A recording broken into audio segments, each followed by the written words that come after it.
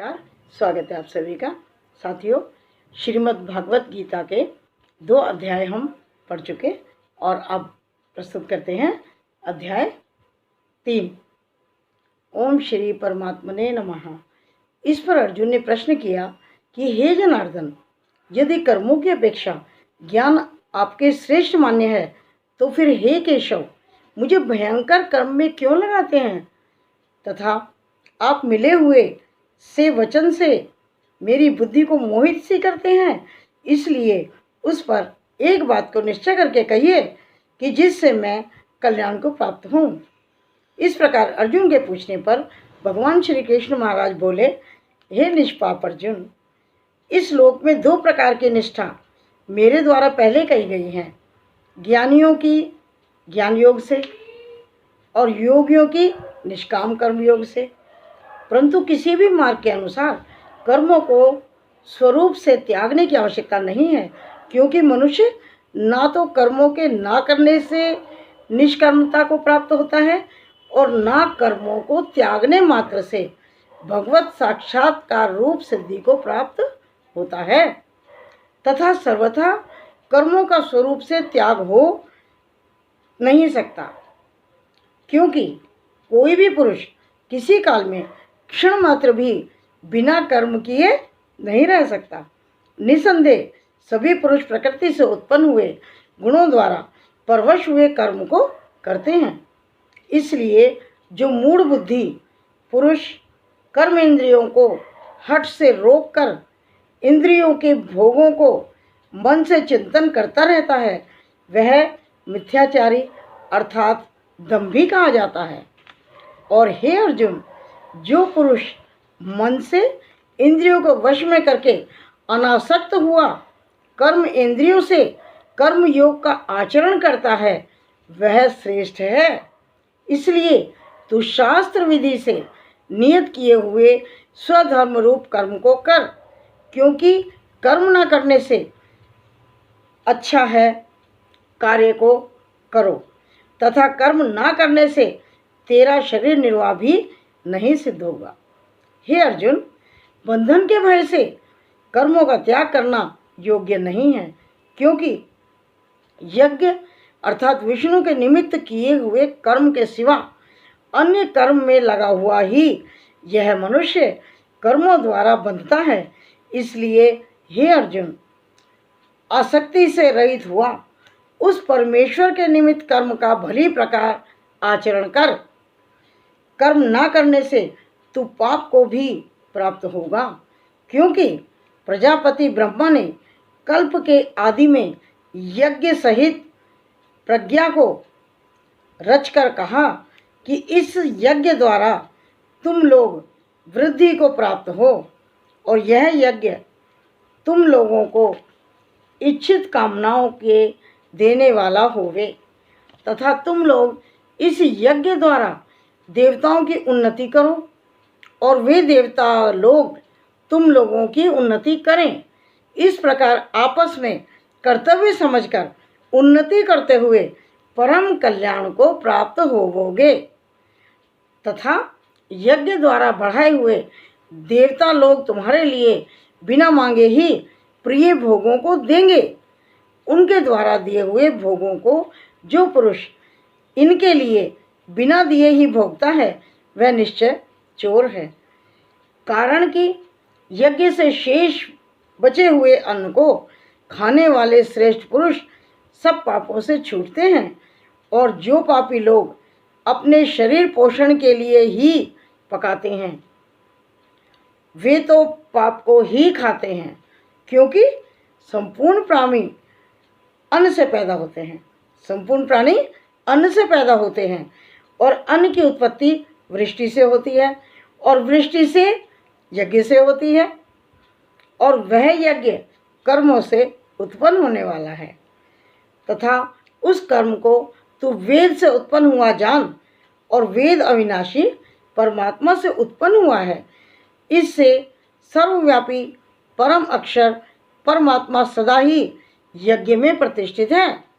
हे पार्थ, जो पुरुष इस लोक में इस प्रकार चलते हुए सृष्टि चक्र के अनुसार नहीं बरतता है, अर्थात शास्त्र अनुसार कर्मों को नहीं करता है, वह इंद्रियों के सुख को भोगने वाला पापायु पुरुष व्यर्थ ही जीता है।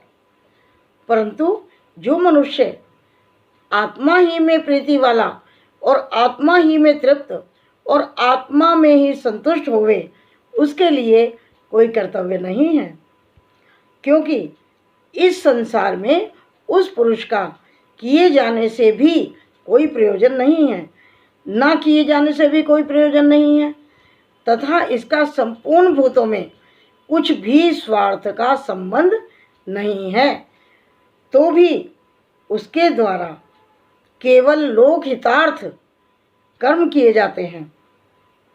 इससे तो अनासक्त हुआ निरंतर कर्तव्य कर्म का अच्छी प्रकार आचरण कर, क्योंकि अनासक्त पुरुष कर्म करता हुआ परमात्मा को प्राप्त होता है। इस प्रकार जनक आदि ज्ञानी जन भी आसक्ति रहित कर्म द्वारा ही परम सिद्धि को प्राप्त हुए हैं। इसलिए तथा लोक संग्रह को देखता हुआ भी तू कर्म करने के ही योग्य है, क्योंकि श्रेष्ठ पुरुष जो जो आचरण करता है, अन्य पुरुष भी उसके ही अनुसार बरतते हैं। वह पुरुष जो कुछ प्रमाण कर देता है, लोग भी उसी के अनुसार बरतते हैं। इसलिए हे अर्जुन, यद्यपि तुझे तीनों लोकों में कुछ भी कर्तव्य नहीं है तथा किंचित भी प्राप्त होने योग्य वस्तु अप्राप्त नहीं है, तो भी मैं कर्म में ही बरतता हूँ, क्योंकि यदि मैं सावधान हुआ कदाचित कर्म में ना बरतूं, तो हे अर्जुन, सब प्रकार से मनुष्य मेरे बर्ताव के अनुसार बरतते हैं, अर्थात बरतने लग जाएं। तथा यदि मैं कर्म ना करूं, तो ये सब भ्रष्ट हो जाएं और मैं वर्ण संकर का करने वाला हूँ तथा इस सारी प्रजा का हनन करूं, अर्थात मारने वाला बनूं। इसलिए हे भारत, कर्म में आसक्त हुए अज्ञानी जन जैसे कर्म करते हैं, वैसे ही अनासक्त हुआ विद्वान भी लोक शिक्षा को चाहता हुआ कर्म करे। ज्ञानी पुरुष को चाहिए कि वह कर्मों को आसक्ति वाले अज्ञानियों की बुद्धि में भ्रम अर्थात कर्मों में अश्रद्धा उत्पन्न ना करे, किंतु स्वयं परमात्मा के स्वरूप में स्थित हुआ और सब कर्मों को अच्छी प्रकार करता हुआ उनसे भी वैसे ही कराए।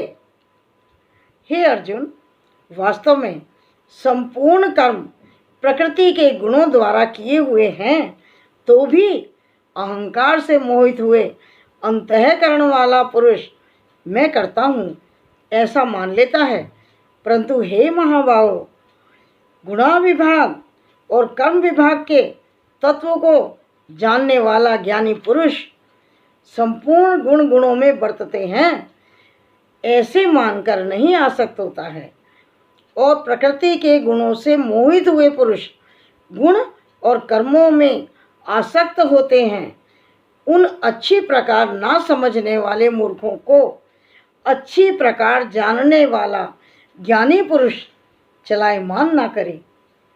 इसलिए हे अर्जुन, तू ध्याननिष्ठ चित्त से संपूर्ण कर्मों को मुझ में समर्पण करके आशा रहित और ममता रहित होकर संताप रहित हुआ युद्ध कर।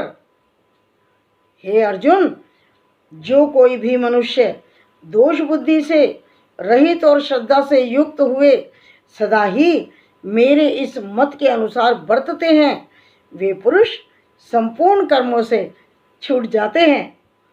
और जो दोष दृष्टि वाले मूर्ख लोग इस मेरे मत के अनुसार नहीं बरतते हैं, उन संपूर्ण ज्ञानों में मोहित चित्त वालों को तू कल्याण से भ्रष्ट हुआ ही मान, क्योंकि सभी प्राणी प्रकृति को प्राप्त होते हैं अर्थात अपने स्वभाव से परवश हुए कर्म करते हैं। ज्ञानवान भी अपनी प्रकृति के अनुसार चेष्टा करता है, फिर इसमें किसी का हट क्या करेगा। इसलिए मनुष्य को चाहिए कि इंद्रिय के अर्थ में अर्थात सभी इंद्रियों के भोगों में स्थित जो राग और द्वेष हैं उन दोनों के वश में नहीं होवे, क्योंकि इसके वे दोनों ही कल्याण मार्ग में विघ्न करने वाले महान शत्रु हैं। दोनों ही कल्याण मार्ग में विघ्न करने वाले महान शत्रु हैं।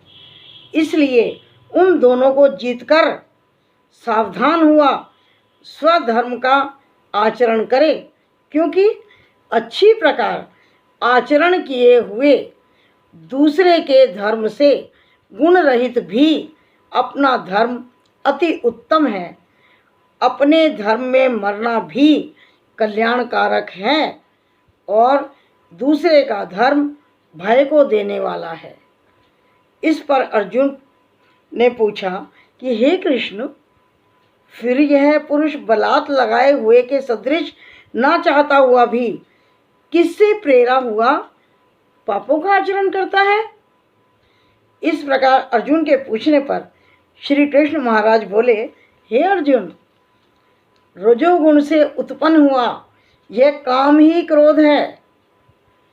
यह ही महाअशन अर्थात अग्नि के सदृश भोगों से ना तृप्त होने वाला और बड़ा पापी है। इस विषय में इसको तू वैरी जान।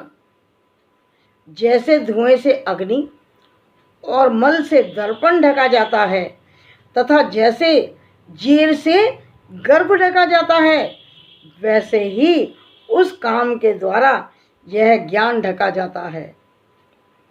और हे अर्जुन, इस अग्नि सदृश न पूर्ण होने वाले काम रूप ज्ञानियों के नित्य वैरी से ज्ञान ढका हुआ है।